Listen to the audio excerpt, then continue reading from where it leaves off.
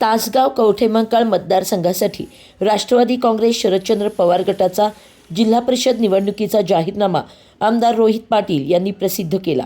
प्रशासक असल्यामुळे ग्रामीण भागाचे अनेक कामे ही प्रलंबित होती आणि येत्या काळामध्ये लोकप्रतिनिधी मिळणार असल्यामुळे या प्रलंबित कामांना गती मिळेल अशी आशा ठेवून आम्ही हा जाहीरनामा बनवला आहे, असे रोहित पाटील म्हणाले।